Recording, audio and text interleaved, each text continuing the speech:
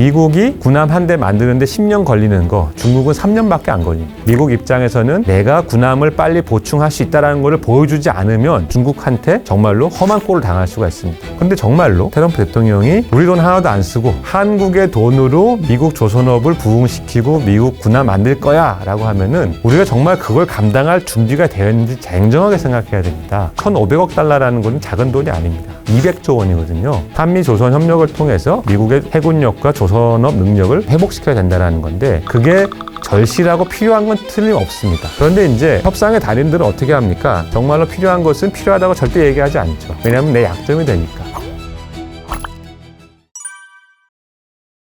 미국의 조선업은 상선보다는 군함에 초점 맞춘 조선업이었는데 냉전이 끝나고 나서 예산을 줄이면서 전반적으로 이제 산업이 많이 약해진 상황입니다. 그런데 이제 사실 미 해군의 절대적인 힘에 대항할 적이 없는 상태에서는 미 해군이 약해진다 하더라도 그게 큰 문제를 되진 않았습니다. 그런데 약 10년 전부터 중국이 무서운 속도로 중국 해군력을 강화를 했고 그 강화된 중국 해군력이 현재 직접적으로 위협을 하는 곳이 대만입니다. 그래서 중국은 지금 뭐 걸핏하면은 27년, 28년 얘기하면서 우리가 대만을 다시 통일하겠다라고 얘기를 하고 있습니다. 그런데 미국 입장에서 보면 대만이 중국에 넘어갔을 때 미국은 치명적인 문제를 안게 됩니다. 그게 뭐냐? 미래를 바라봤을 때 미국이 절대적으로 이겨야 되는 싸움이 AI 경쟁입니다. 근데 AI 경쟁에서 가장 중요한 병목 자원이 뭐냐 따져봤더니 고속 연산 반도체죠. 네, GPU라고 합니다. 고성능 칩의 99%가 어디서 나오느냐? 대만에서 나옵니다. 그러니까 미국 입장에서는 대만에서 생산되는 그런 고성능 GPU를 중국으로 수출하면 안 돼라고 하면서 이제 막고 있는 게 벌써 3년이 됐고요. 그렇게 이제 중국이 AI 분야에서 미국을 따라오지 못하게 하려고 갖은 노력을 다하고 있는데 만약에 중국이 대만을 점령해버리면 어떻게 될까요? 중국이 원하면 미국한테 칩을 준이 많이 할 수 있는 거고요. 미국 입장에서는 중국의 어떤 그러한 야욕을 막아야 됩니다. 근데 현재 막을 힘이 있느냐? 여기서 이제 의구심이 드는 겁니다. 미 해군력이 현재 중국보다 강하죠. 강하지만 미국 해군은 전 세계를 다 관할을 하고 있습니다. 중국이 대만에만 집중할 수 있는 반면 미 해군은 대만에만 집중할 수가 없죠. 만약에 이제 이렇게 분쟁이 났을 때 중요한 거는 첫 번째 싸움의 결과가 아닙니다. 2차 세계대전 당시 일본이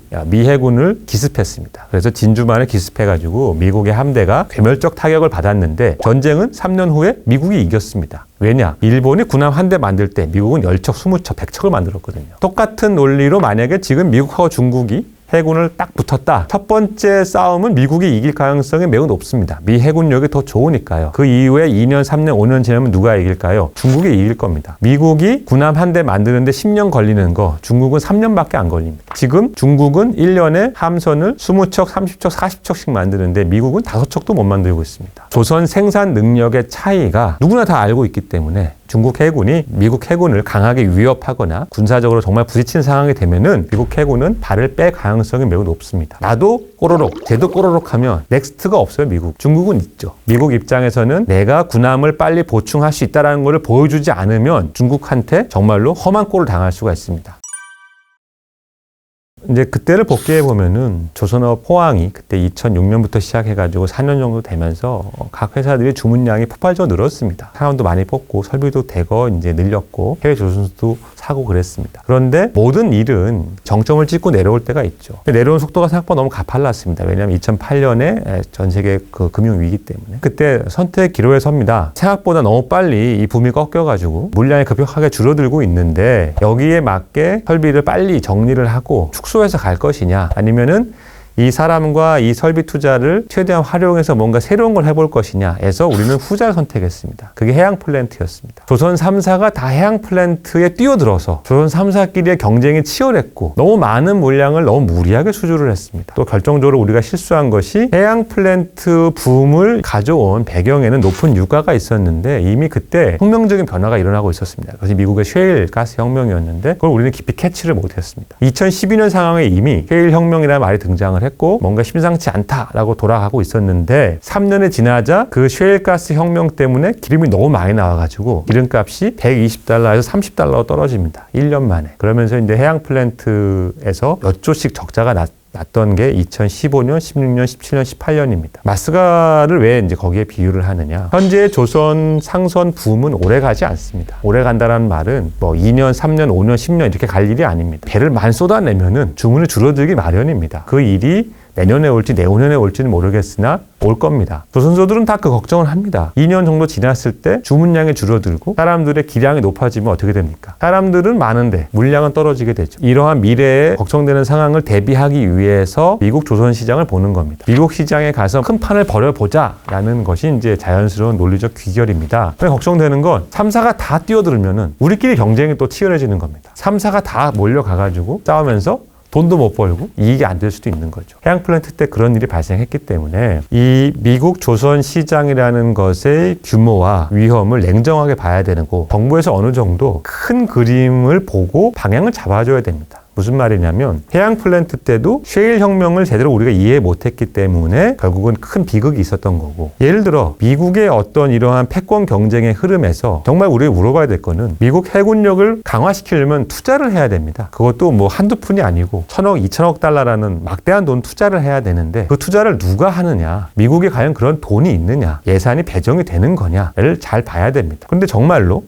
트럼프 대통령이 우리 돈 하나도 안 쓰고 한국의 돈으로 미국 조선업을 부흥시키고 미국 군함 만들 거야 라고 하면은 우리가 정말 그걸 감당할 준비가 되어 있는지 냉정하게 생각해야 됩니다. 1,500억 달러라는 것은 작은 돈이 아닙니다. 200조 원이거든요. 조선 3사 매출을 다 합쳐도 5, 60조 합니다. 5, 60조의 3년, 4년치 분량을 우리 돈을 우리가 내서 배를 만든다. 그리고 그 배를 쓰는 건 결국 미국이다. 그게 이제 얼마나 의미가 있는 것인지 고민해 봐야 되는 거고, 이 마스가 프로젝트의 실질적인 함의 위험, 돈은 누가 어떻게 내는 것이냐 등등을 점검을 해서 너무 과열 경쟁이 되지 않도록 정부가 좀 균형을 잡아줬으면 좋겠습니다. 기회인 것 같기도 한데 또 위험한 일이기도 한 것 같아요. 그래서 단계적인 접근이 필요합니다. 조선 3사 중에 어떤 회사는 과감하게 뛰어들어서 조선소도 사고 선점하려고 하고 있고, 완전히 반대로 아주 신중하게 상황을 지켜보면서 이제 미국의 파트너들과 제한적 협력을 하겠다라는 회사도 있습니다. 그러한 다양성이 전 좋다고 생각합니다. 왜냐하면 미래는 어떻게 될지 모르기 때문에 회사마다 다른 색깔을 가지고 접근하면서 정말로 어떻게 해야 이 시장에서 배를 잘 만들어서 돈을 벌 수 있을지를 준비하고 연구해도 전혀 늦지 않습니다. 이 모델을 우리가 선택할 수밖에 없던 건 아닙니다. 미국의 다른 조선소랑 협업을 해서 우리가 도와줄 수만도 있습니다. 조선소를 인수해가지고 거기 직접 운영하는 것은 그 사업 모델 중에 하나인 것이고, 그 방식이 잘 될지 안 될지는 해봐야 합니다. 한 가지 분명한 것은 쉬운 모델은 아닙니다. 미국은 지금 국민소득이 8만 불입니다. 미국에서 배를 만들어서 그 배가 국제적으로 경쟁력을 갖춘다는 것은 거의 생각하기 힘든 일이고, 미국 안에 어떤 특수한 시장이나 수요 혹은 미국 안에서 돈을 훨씬 많이 줄 거니까 만들어라 라는 식의 어떤 보호 울타리가 필요합니다. 우리가 미국과의 협력이 이번 처음은 아닙니다. 한 20년 전부터 협력을 하고 있었고요. 미국 조선소에 설계를 팔거나 자재를 팔거나 서포트를 했는데 그건 굉장히 수익성이 좋았습니다. 그러니까 미국 조선소하고 혹은 미국 조선시장에서 돈을 버는 방법이 여러 가지가 있다. 한국인 특유의 어떤 집중력과 과감한 투자로 큰 판을 열 수도 있는 거고요. 그건 회사마다 판단 다를 겁니다. 각사가 각자의 입장에서 다양한 전략으로 지금 들어가기 시작했다. 이렇게 이제 보고 있습니다. 충분히 그럴 가능성도 있습니다. 현재 냉정하게 말씀드리면 한국 조선소는 미국 군함을 만들 수가 없습니다. 법적인 자격도 없고 아직 그럴 만한 어떤 경력도 없습니다. 전투를 하는 군함에서는 우리가 세계 1위가 아닙니다. 중국?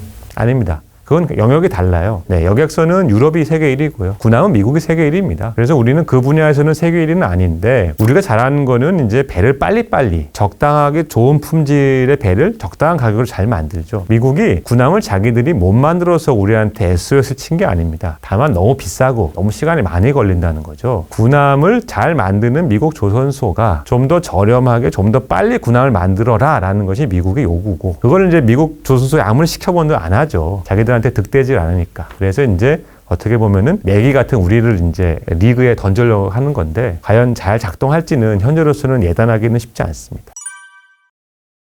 그런 면도 있으면 그걸 너무 그렇게 걱정할 필요는 없다고 생각합니다. 일단 미국 조선소도 블록공법을 씁니다. 특정한 장비는 이제 블록공법으로 배를 다 만든 다음에 다시 배를 뜯어가지고 집어넣는 게 미국의 특징이고, 우리는 이제 그렇게 하지 않고 웬만하면 다 특수한 장비도 다 쪼개가지고 이제 한꺼번에 그 안에서 이제 마무리하는 게 우리 특징인데, 꼭 우리 방식이 좋다고 할 수는 없는 거고요. 근데 우리는 왜 그렇게 했느냐? 우리는 상선을 늘 그렇게 만들었기 때문에 군함도 그렇게 만든 겁니다. 항공모함의 어떤 특수한 파트는 우리 방식대로 만드는 건 더 더 어렵고 더 위험하고 좋지 않은 방법입니다. 다만 미국이 현재 배를 만드는 방식에 있어서 많은 불합리성이 있습니다. 한국의 어떤 대량 생산 방식과 미국의 고성능 군함 만드는 이 방식이 결합을 해서 제3의 무엇인가로 진화를 하면 전 대성공할 거라 봅니다. 그래서 이것이 진화를 할 수 있냐 없느냐가 관건입니다. 만약에 한국 인력이 이렇게 대규모로 들어가면 과거 조지아주 공장 사례나 노무 갈등, 지역사회 반발 등이 재현될 가능성도 있다고 보는데 한국 기업들은 일단 한국 인력을 대거 보내는 거는 현재 생각하고 있지는 않습니다. 제가 아는 바로는. 조지아 메타플랜트 사례는 공장을 건설하고 마지막에 이제 시운전하는 인력인데 그 인력은 미국에서 구할 수가 없는 인력이었습니다. 근데 주로 이제 배터리 공장 관련된 사람들이 문제가 됐었는데 미국에는 이제 배터리 공장을 짓는 회사가 없습니다. 우리 아니면 중국인데 중국 사람 갈 수가 없죠. 어쩔 수 없이 한국 사람이 대거 갔던 거고 그 과정에서 불법은 하나도 없었습니다. 그런데 이제 미국에서 뭔가 잘못해가지고 말이 안 되는 단속을 했던 거죠. 조선도 어떻게 보면은 이 마스가 진행할 때 있어서 조선소를 건설하는 인력 중에 일부 기술 지원을 갈 수가 있고 배를 만들 때 있어서 일부 인력이 가서 아주 어렵고 하이테크한 부분을 우리가 지도해 줄 수는 있지만 한국 인력이 대거 가서 배를 만드는 일은 없을 겁니다. 그걸 왜 그러느냐? 일단 우리도 사람이 없어요. 미국에서 그렇게 허용하지 않습니다. 미국이 원하는 조선소의 부흥이라는 거는 미국 사람을 통해서 일자리가 미국에서 만들어지고 미국인의 손으로 미국 배가 만들어지고 원하는 거고 두 번째는 현실적인 이유도 있는데 미국 군함은 고도의 기밀 자산을 다루는 일이기 때문에 외국인이 가서 직접 배를 만들 수가 없습니다. 제 은사님도 마찬가지셨는데 미국에서 공부를 하고 연구를 하셨지만 아주 핵심 기술을 다룰 때가 되면 다 배제됐어요. 군사 기밀에 대한 보호가 작동하기 때문에 한국 노동자가 가서 미국 군함을 건조한다는 것은 저는 가능성이 없다고 생각합니다. 이 프로젝트에 들어가는 돈을 다 우리가 되는 것은 안 됩니다. 미국 조선소에 투자한 자금은 그럴 수 있지만 미국 배를 만드는 돈까지 우리가 내는 거는 우리의 세금으로 미국 배를 만드는 것인데 그것은 너무나 바보 같은 결론으로 귀결되게 됩니다. 우리가 미국을 위해서 돈도 되고 기술도 되고 사람도 되고 해서 배를 만든다. 그것은 있을 수 없는 일이다. 명확하게 선을 긋고 가야 된다 생각합니다. 마스가라는 것을 이제 그러면은 왜 미국은 그걸 가지고 우리를 이렇게 들었다 놨다 하는 거냐? 한미 조선 협력을 통해서 미국에 도움을 주고 미국의 해군력과 조선업 능력을 회복시켜야 된다는 건데 그게 절실하고 필요한 건 틀림없습니다. 그런데 이제 협상의 달인들은 어떻게 합니까? 정말로 필요한 것은 필요하다고 절대 얘기하지 않죠. 왜냐하면 내 약점이 되니까.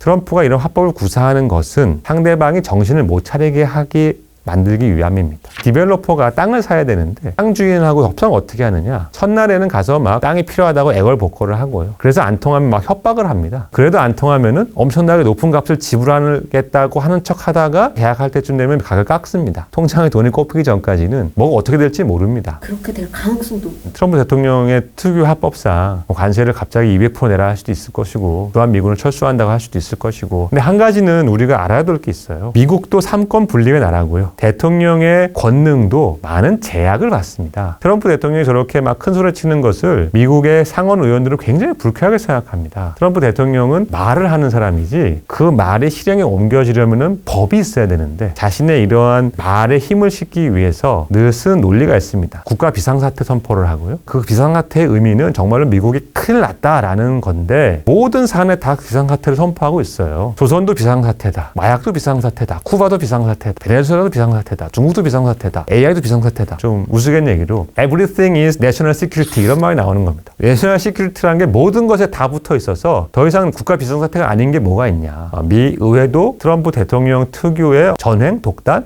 이런 것에 좀 불쾌해하고 있고 그게 너무 주눅들 필요는 없습니다. 정리하면은 마스가는 우리에게 기회입니다. 지금은 상선이 호황이나 이 호황은 영원하지 않습니다. 절대로. 반드시 불황이 또 찾아올 것이고요. 조선 역사는 계속 이런 3년 호황, 7년 불황이 반복됐습니다. 생활 수준이 높아지니까 조선소에서 기술 수준이 높지 않은 배를 만들 만한 인력 구하기가 어려운 것도 현실입니다. 그러면 우리는 더 비싸고 더 어렵고 더 복잡하고 더 좋은 배를 만들어야 되는데 군함이 대표적으로 그런 배입니다. 군함 많이 만들어야 되는데 그러한 시장으로 갈 수 있는 기회가 열린 거니까 이것은 불황연의 기회입니다. 그 기회에 너무 취해가지고 그냥 모든 것을 다 제쳐두고 3사가 정신없이 달려들면서 우리끼리 너무 경쟁을 해버리면은 어렵게 만든 기회가 오히려 사장될 수 있다. 냉철하게 쿨다운 하면서 무엇부터 착실하게 챙겨야 될 것인가 하면 좋겠고요.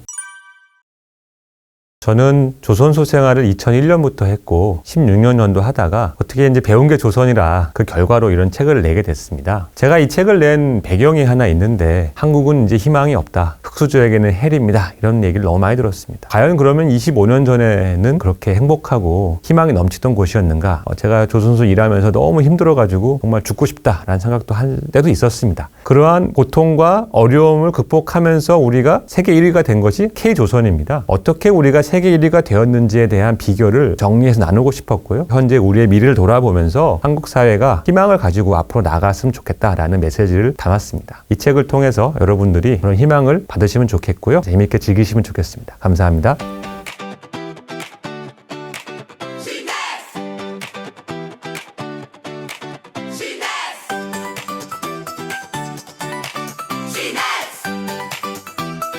당신을 깨우는